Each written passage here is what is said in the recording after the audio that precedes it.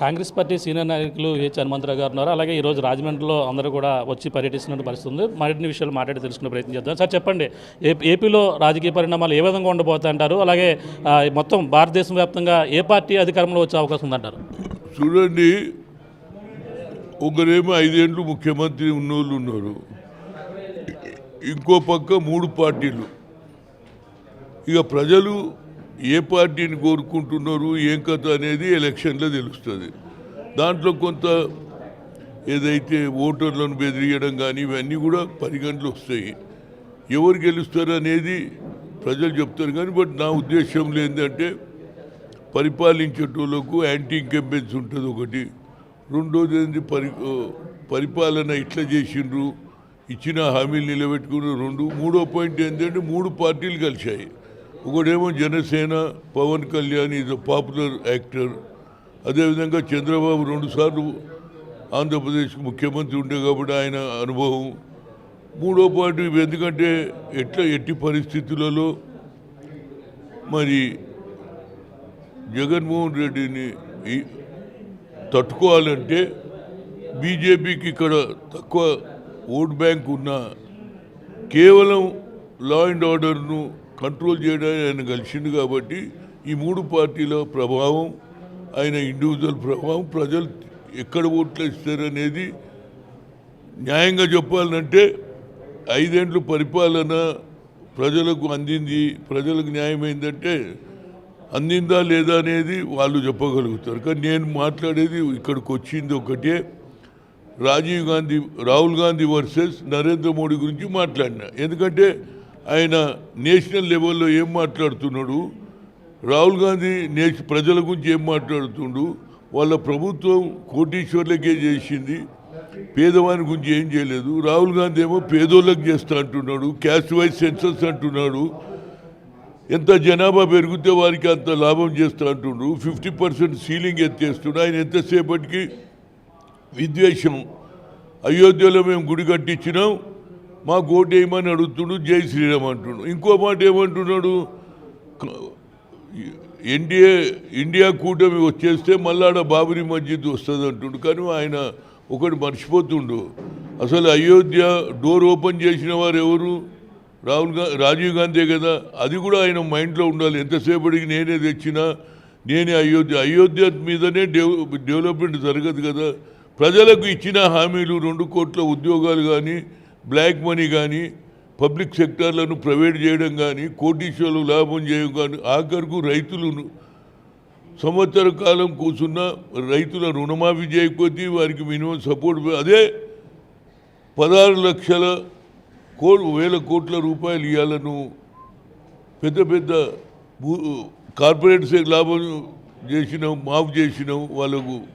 కానీ అదే రైతులకు ఏం చేయలేదు. కాబట్టి ఇవన్నీ కూడా పరిగణలో తీసుకొని వచ్చేది తప్పనిసరిగా కేంద్రంలో మరి ఈనాడు రాహుల్ గాంధీ వైపు చూస్తున్నారు. ఆయన 2 హామీలు, ఒకటి క్యాస్ట్ వైజ్ సెన్సస్, 2 ఏది కింది లెవెల్లో క్యాస్ట్ వైజ్ సెన్సస్తో పాటు వాళ్ళ జనాభా ప్రాతిపదిక రిజర్వేషన్. తమిళనాడులో 69% ఉన్నది, అదేవిధంగా బీహార్లో 67% ఉంది. బీసీలకు ఎక్కువ న్యాయం చేయాలి అనేది, బడుగు బలైన వర్గాలు, బీసీలని కాదు, ఎస్సీ ఎస్టీ ఎక్స్రే అన్నాడు, కింది స్థాయిలో ఏ విధంగా బదు.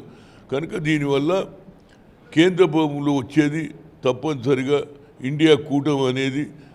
రాహుల్ గాంధీ ఆలోచన ఒకటే ఉన్నది. ఆయన ఎంతసేపటికి క్రిటిసైజ్ చేస్తుండు నరేంద్ర మోడీ, మీరేం చేయలేరు, ముస్లింల రిజర్వేషన్, వాళ్ళ రిజర్వేషన్ ఎత్తేస్తాడు, మళ్ళీ మీరు వస్తే అయోధ్యను బాబరీ మస్జిద్ మారుస్తారంటుండ్రు, అదేవిధంగా ముస్లింలు పుస్తలు ఎత్తుకపోతారని చెప్తుండ్రు. ఇవన్నీ కూడా ఆయన కొద్దిగా డెస్పరేట్గా మాట్లాడుతుండు. అదే అమిత్ షా ఏమంటున్నాడంటే, మా ఆల్రెడీ 5 ఫేజ్లలో 300 సీట్లు వస్తున్నాయి, మిగతా ఈ 2 ఫేజులో 400 దాటమని ఆయన చెప్తుండే. ఎవరికి వాళ్ళే.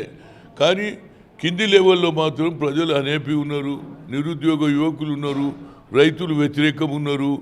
ప్రజలకి ఇచ్చిన పేదవానికి ఏం చేయలే. ఇది పేదోళ్ళ ప్రభుత్వం కాదు, ఇది కోటీశ్వర్ల ప్రభుత్వం అనేది జనానికి సందేశం పోయింది. నేను మొన్ననే 5 రోజులు ఉండి వచ్చిన యూపీలో, రాయబరేలి కానీ అమేథీలో, అక్కడ కూడా ప్రజలలో మార్పు వస్తుంది.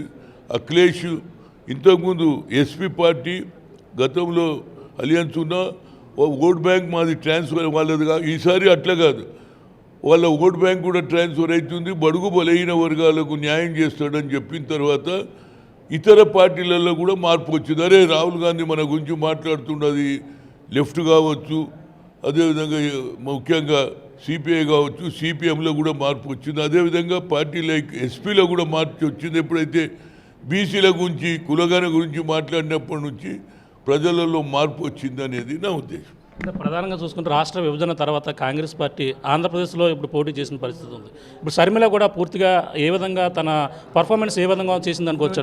ఆమె ప్రయత్నం చేస్తుంది, నేను ఐ అప్రిషియేట్, కానీ లేట్ స్టార్ట్ చేసింది.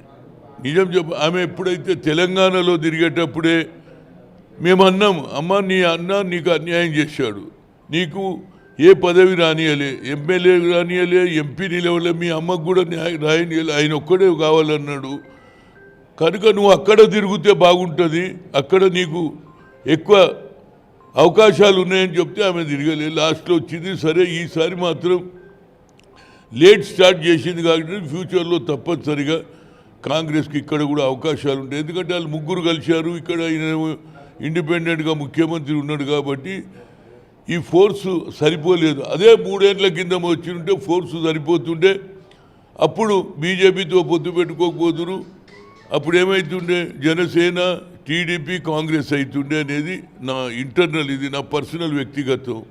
అదేవిధంగా మా రేవంత్ రెడ్డి కూడా చాలా మంచి మాటలు మాట్లాడిండు. వాళ్ళ మన్మని పుట్టెంటికలు తీసుకొని వచ్చి తెలంగాణ ఆంధ్ర ఇద్దరం తెలుగు వాళ్ళం కలిసి ఉండాలి, మనలో డెవలప్మెంట్ చేయాలి, తెలుగు వాళ్ళు ఎక్కడున్నా ఒకటి అన్నాడు. దాంతోపాటు అక్కడ ఏది సత్రం కట్టేయాలని కళ్యాణ మండపం, మన రిలేషన్షిప్ తెలుగు వారికి విడిపోయినాం కానీ అన్నదమ్ములు కూడా కలిసి ఉంటాం కదా. ఎప్పుడైనా అవతల వాడు కొట్లాడినప్పుడు అన్న తమ్ముడిని కొడితే అన్న వస్తాడా లేదా, అట్లా మేము కూడా కలిసి ఉండాలి అనేది రేవంత్ రెడ్డి ఆలోచన కూడా బాగుంది. అదే రాహుల్ గాంధీ కూడా ఆలోచన అనేది నా ఉద్దేశం. అంటే ప్రధానంగా రేవంత్ రెడ్డి కూడా ఇటీవల అంటే 10 సంవత్సరాలు పూర్తి అయింది, భవనాలన్నీ కూడా ఆంధ్ర వచ్చినటువంటి భవనాలన్నీ కూడా ఖాళీ చేయాలని చెప్పిన పరిస్థితి కూడా ఉంది. అన్నీ ఎవడో ఎలా చూడాలంటారు? ఏమి భవనాలు అంటే ఆంధ్రప్రదేశ్ సంబంధించిన ఉమ్మడి ఉన్నటువంటి భవనాలు ఏదైతే ఉన్నాయో ఖాళీ చేయాలి, 10 సంవత్సరాలు కాలపరిమితి పూర్తయిందని చెప్పేసి ఇటీవల చెప్పడం జరిగింది. అప్పుడు ఏదైతే ఎలక్షన్ ఇది